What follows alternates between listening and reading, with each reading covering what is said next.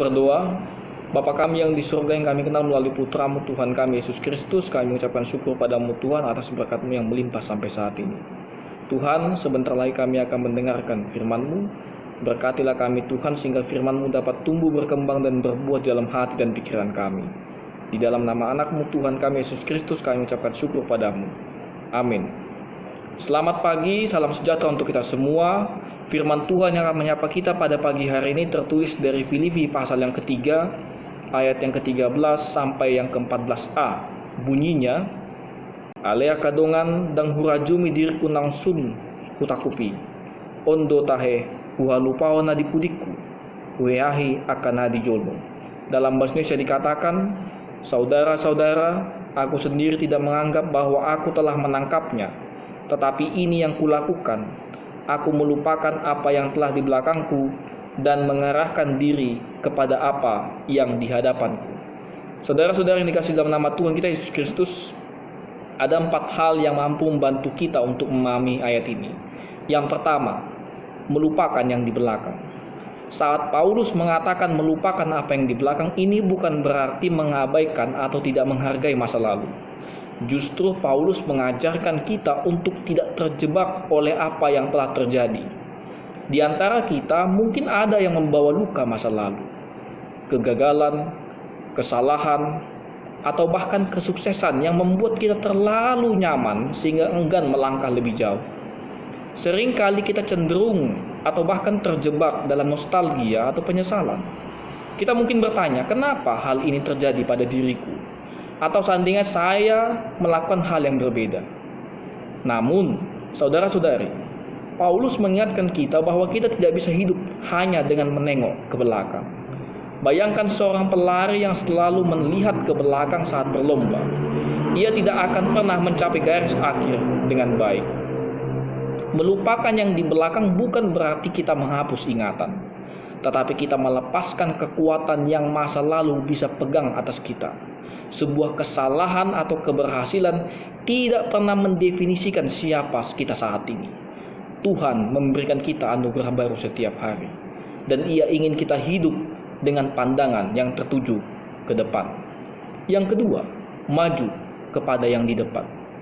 Paulus melanjutkan dengan perintah yang tegas, mengarahkan diri kepada apa yang di hadapanku.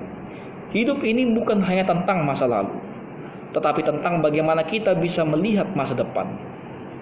Apa tujuan hidup kita? Bagaimana kita ingin mengisi hari-hari ke depan? Paulus tahu bahwa hidup ini adalah perjalanan imam. Ada tujuan yang lebih besar dari sekedar keberhasilan duniawi.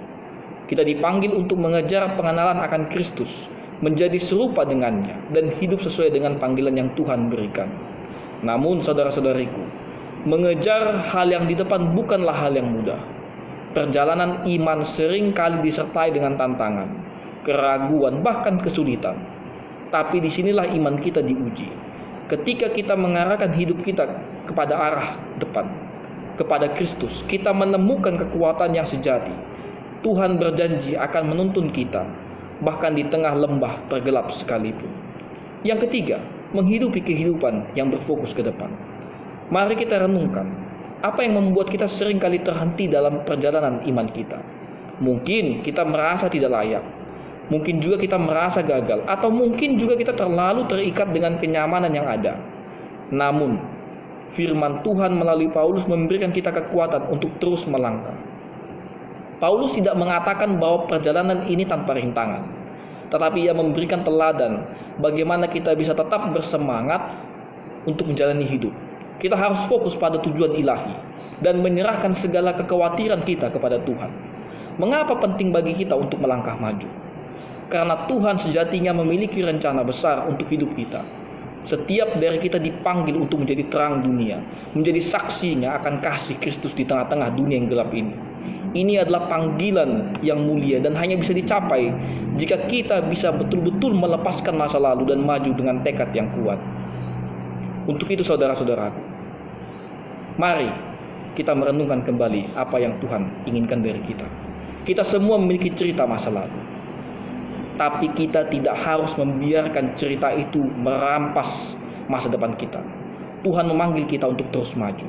mengejar tujuan kita yang mulia, dan hidup dengan iman yang berani.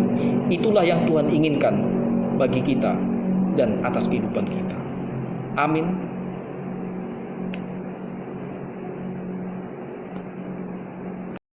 Kasih karunia dari Tuhan Yesus Kristus, serta kasih setia Allah Bapa dan persekutuan Roh Kudus memberkati dan menyertai kamu sekalian hari ini, esok, dan sampai selama-lamanya. Amin.